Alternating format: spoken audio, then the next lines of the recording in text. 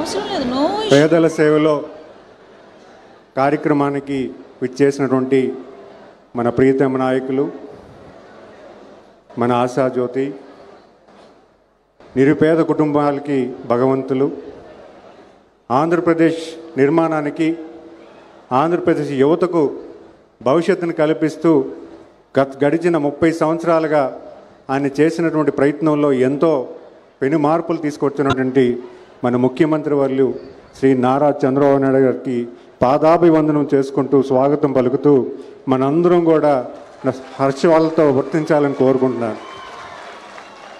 మరి అలాగే మన విజయనగరం జిల్లా ఇన్ఛార్జ్ మంత్రివర్యులు అనితి గారికి, పార్లమెంటరీ సభ్యులు కలిసె టప్పలనాయుడు గారికి, మరి అలాగే జిల్లా కలెక్టర్ రామ్ సుబ్బారెడ్డి గారికి, ఇతర పెద్దలకు, ప్రజాప్రతినిధులకు, దత్తిరాజారు గ్రామస్తులకు, అలాగే పత్రికా మిత్రులకు అందరికీ కూడా పేరు పేరున నమస్కారాలు తెలియజేసుకుంటున్నాను.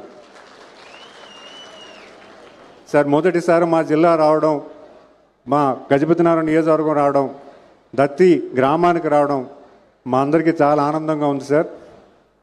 చెప్పాలి, ఎందుకంటే 3 రోజులు ఎప్పుడైతే మీరు వస్తున్నారని తెలిసిందో ఇక్కడ ఉన్నటువంటి 10 గ్రామాలు గడిచిన 3 రోజుల్లో ప్రతిరోజు దత్తి గ్రామానికి వచ్చి మీరు ఎప్పుడు వస్తారని 1000 కళ్ళతో వేచి చూస్తున్నారు సార్.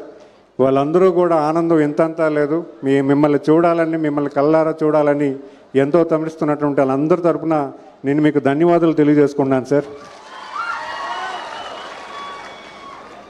పేదల సేవలో ప్రతి నెల 1వ తారీఖున గౌరవ ముఖ్యమంత్రి గారు ఏదో ఒక నియోజకవర్గం, ఏదో గ్రామం వెళ్ళి ప్రజలందరినీ ఉద్దేశించి మాట్లాడుతున్నారంటే అది చిన్న విషయం కాదు.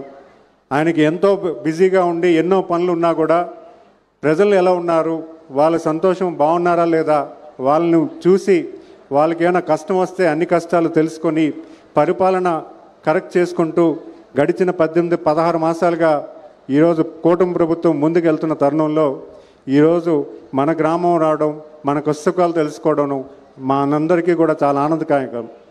మరి అలాగే ఈ జిల్లాకి సంబంధించి ఎప్పుడూ కూడా గౌరవ ముఖ్యమంత్రి గారు అన్ని రకాల సహకారాలు అందిస్తున్నారు. కలెక్టర్ గారు చెప్పినట్టుగా మనందరికీ కూడా రైతువారి కుటుంబాలు కాబట్టి ఎక్కువ మంది ఇరిగేషన్ ప్రాజెక్ట్స్ కోరుకుంటున్నారు. అవన్నీ కూడా గౌరవ ముఖ్యమంత్రి గారి దృష్టిలో పెట్టడం జరిగింది. ఖచ్చితంగా సానుకూలంగా మొన్న జరిగిన రివ్యూ మీటింగ్లో కూడా సంవత్సరాల్లో ఉత్తరాంధ్రలో ఉన్నటువంటి ఇరిగేషన్ ప్రాజెక్ట్స్ అన్నీ కూడా కంప్లీట్ చేయమని అధికారులకు ఆదేశించడం కూడా జరిగింది. మనం ఎప్పటి నుంచో ఎదురు చూస్తున్నటువంటి తోటపల్లి రిజర్వాయర్ రైట్ కెనాల్ కానీ, గజపతినగరం కెనాల్ కానీ, తారకరామ తీర సాగరం కానీ, అలాగే నేను ఇప్పుడే సార్ దృష్టిలో కూడా ఇక్కడ ఉన్నటువంటి ఈ మండలానికి సంబంధించి ఈ మండలంలో ఉన్నటువంటి ప్రజానికం కోరుకున్నటువంటి ఎప్పటి నుంచో 100 సంవత్సరాల నుంచి కోరుకున్నటువంటి ప్రాజెక్టు సారవగడ్డ ప్రాజెక్టు విషయం కూడా గౌరవ ముఖ్యమంత్రి గారి దృష్టిలో పెట్టడం జరిగింది. ఎందుకంటే ఇక్కడున్న ప్రజలందరూ కూడా రైతువారి కుటుంబాలు, వ్యవసాయమే ప్రధానంగా పనిచేస్తూ ఎన్నో ఒడిదుడుకులు ఎదుర్కొని ఈరోజు పిల్లలు చదివిస్తూ పిల్లల్ని మంచి స్థాయికి తీసుకెళ్తున్న పరిస్థితి మనందరికీ తెలిసిన విషయమే. అలాగే ఈ జిల్లాలో ఉన్నటువంటి అన్ఎంప్లాయ్మెంట్ గురించి కూడా గౌరవ ముఖ్యమంత్రి గారి దృష్టిలో పెట్టడం జరిగింది.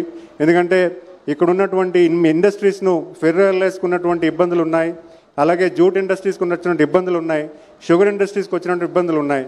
ఇక్కడ ఉన్నటువంటి ఇండస్ట్రీస్కి కూడా కొత్త ప్రతిపాదనలు తీసుకొచ్చి, లార్జ్ ఇండస్ట్రీ తీసుకొచ్చి ఎక్కువ మందికి ఉపాధి కలిపే విషయాన్ని కూడా గౌరవ ముఖ్యమంత్రి గారి దృష్టిలో పెట్టడం జరిగింది.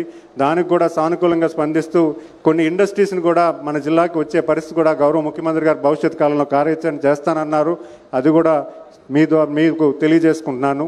మరి అంతేకాకుండా ఈరోజు ముఖ్యంగా మనం చెప్పుకోవాల్సిన విషయం, గౌరవ ముఖ్యమంత్రి గారు ఆయన ఎప్పుడూ కూడా ఆయన పరిపాలనలో 30 సంవత్సరాలుగా నిరుపేద కుటుంబాలని ఎలాగ పైకి తీసుకురావాలి, చదువుకున్న వాళ్ళని ఎలాగ పెంచాలి, చదువుకునే వాళ్ళకి అవకాశాలు ఎలా కల్పించాలి అనే ప్రాతినిధ్యంతో 30 సంవత్సరాలు ఆయన పరిపాలన ఉన్నప్పుడు లేనప్పుడు ఎప్పుడు కూడా ప్రజల గురించి ఆలోచించి పనిచేస్తున్నటువంటి వ్యక్తి ఈరోజు మనందరికీ కూడా ఒక దిక్సూచి ఎన్నో విషయాలు మనకు చెప్తారు.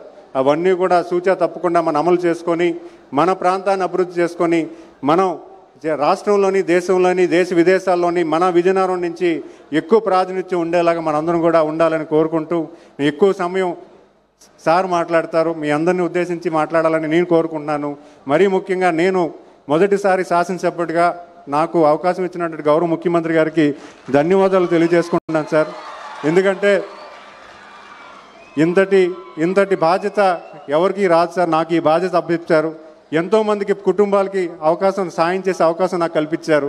ఖచ్చితంగా మీరు ఇచ్చినటువంటి ఈ బాధ్యతని, వాళ్ళు ఇచ్చినటువంటి రుణాన్ని ఖచ్చితంగా నేను చేసుకుంటానని ఈ సభావేదికగా తెలియజేసుకుంటూ ధన్యవాదాలు తెలియజేసుకుంటాను. నమస్కారం. జై తెలుగుదేశం.